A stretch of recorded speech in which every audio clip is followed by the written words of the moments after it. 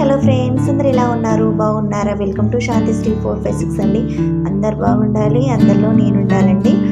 ఇవి ఇంటి వెనకాల అత్తమ్మ పెట్టిన బెండ చెట్లు అండి. ఇవి నార్మల్గా బయట దొరికే బెండకాయలు కాదు. వీటిని మన బెండ, వెనకటి బెండ అని అంటారు మా సైడ్ అయితే. మీరేమంటారు అనేది నాకు కామెంట్ చేయండి. ఈ బెండకాయలతోటి మనం చారు పెట్టుకుంటే చాలా టేస్టీగా ఉంటుందండి. నేను ఇప్పుడు ఈ బెండకాయలతోటి చారు ఎలా పెడతానో చూడండి. మా ఇంట్లో ప్రతిసారి బెండకాయ చారు పెట్టినా ఇలానే ఎగ్స్ ఉడకబెట్టుకొని చారు పెడతాను. పక్కన మెంతి వాటరు, రైస్ కూడా ఉడికింది. ప్రతిరోజు మెంతి వాటర్ అయితే కంపల్సరీ తాగుతాను. ఇప్పుడు నేను ఊరు నుంచి తెచ్చుకున్న దోసకాయలు, బెండకాయలు, సోరకాయలు తెచ్చుకున్నాను. కరివేపాకు కూడా తెచ్చుకున్నాను. ఇందులోకి వెళ్ళి మనం ఈరోజు బెండకాయ చారు ఎలా పెడతానో చూపిస్తాను. దోసకాయ చట్నీ కూడా చేసేటప్పుడు మీకు వీడియో పెడతాను. దోసకాయ చట్నీ అంటే నాకు చాలా ఇష్టం. కరివేపాకు అయితే ఎప్పుడు ప్రతిసారి తెచ్చుకుంటాను. ఇలా బెండకాయ చారు కొరకు అన్నీ రెడీ చేసి పెట్టుకున్నాను. ఈ బెండకాయలు కట్ చేస్తే మాత్రం ఇట్లా జరుగురు తీగ లెక్క మాత్రం సాగదండి. ఇవి మన బెండ కాబట్టి మనం బయట కొనుకొచ్చుకున్న బెండకాయలు అయితే ఇట్లా కట్ చేస్తే మన చాకుకే అంటుకుంటుంది. ఇప్పుడు బెండకాయల చారు కొరకు నేను ఇప్పుడు పెట్టుకున్నాను. చారు ఎలా చేసుకోవాలో ఇప్పుడు ఎగ్స్ అయితే ఉడకాయి పక్కన పెట్టుకున్నాను. వీటిని కొంచెం చల్లారాక పొట్టు తీసుకుంటాను. మనం వేడి వాటర్ అయితే పంపి పక్కన పెట్టుకున్నాను. చారు కొరకు ఆయిలు, జీలకర్ర, ఆవాలు, ఉల్లిగడ్డ, పచ్చిమిర్చి, వెల్లుల్లి, కరివేపాకు అన్ని కూరలో ఎలా చేసుకుంటానో అలానే అన్నీ వేసుకున్నాను. బెండకాయ చారులో కూడా చాలా వరకు కారపొడి వేసుకుంటారండి.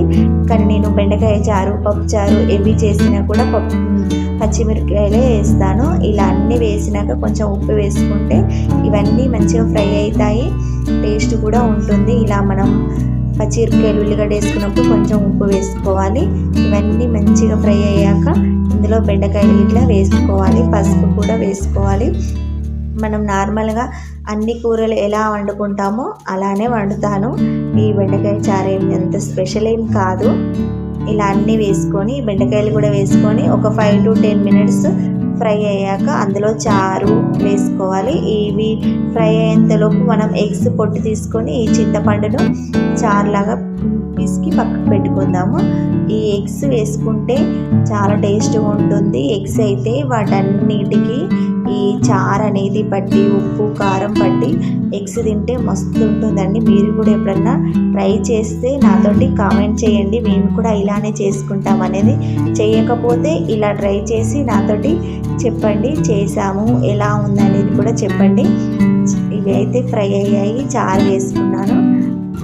బెండకాయలు మునిగేంత వరకు చారు పోసుకొని అందులో ఇప్పుడు ఎగ్స్ పొట్టు తీసుకుని ఎగ్స్ వాటికి రంధ్రాలు చేసుకొని అందులో వేసుకోవాలి. ఈ రంధ్రాలు అనేటివి ఎందుకనంటే ఈ చారు, ఉప్పు, కారము, చారు టేస్ట్ అంతా ఈ ఎగ్స్కి పడుతుంది. ఎగ్స్కి పడితే ఎగ్స్ తింటే సూపర్గా ఉంటుంది. టేస్ట్ అయితే సూపర్ అదిరిపోతుంది. మీరు కూడా ఒకసారి ట్రై చేయండి. ఇప్పుడైతే మెంతి జీలకర్ర పిండి వేసాను. మెంతులు, జీలకర్ర వేసి కొంచెం ఫ్రై చేసుకొని వాటిని మిక్సీ పట్టుకొని ఈ పొడులు ఎప్పుడు చారులలో, చేపల కూరలో, పప్పు చారులో, బెండకాయ చారులో, పులుపున్న కూరలలో కంపల్సరీ వేసుకుంటాను. అన్ని కూరలలో మాత్రం కొంచెం కొంచెం వేసుకుంటాను. ఇప్పుడైతే మన బెండకాయ చారు మసులుతుంది చూసారా. బెండకాయలు కూడా కలర్ చేంజ్ అయ్యాయి. ఎగ్స్ కూడా చూడండి వైట్గా ఉన్న ఎగ్స్ ఎలా మారిపోయాయో. ఈ ఎగ్స్ను తింటే మాత్రం సూపర్గా ఉంటుంది. మీరు ఒకసారి ట్రై చేయని వాళ్ళైతే ట్రై చేయండి. ట్రై చేసిన వాళ్ళైతే ఎలా ఉందనేది కామెంట్ చేయండి. ప్లీజ్ మన ఛానల్ని సబ్స్క్రైబ్ చేసుకోండి, సపోర్ట్ చేయండి. మన వీడియో చూసిన వాళ్ళందరూ కంపల్సరీ ఒక లైక్ ఇవ్వండి ఫ్రెండ్స్. ఈ చారు కొంచెం చల్లారాక తింటేనే బాగుంటుంది.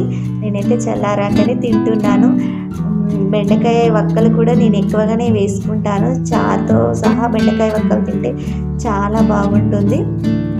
ప్లీజ్ మన ఛానల్ని సబ్స్క్రైబ్ చేసుకోండి, సపోర్ట్ చేయండి. ఈ చారు ఎలా ఉందనేది కూడా ఇప్పుడు మీతో చెప్తాను చూడండి. వక్కలు ఉన్న చారు కలుపుకుంటున్నాను. ఎగ్ అయితే అందులో కలుపుకొని తింటే అయితే మస్తుగా ఉంటుంది. నేనైతే 3 పూటలకు 3 ఎగ్స్ అంటే 6 ఎగ్స్ ఉడకబెట్టాను. టేస్ట్ అయితే సూపర్ ఉందండి.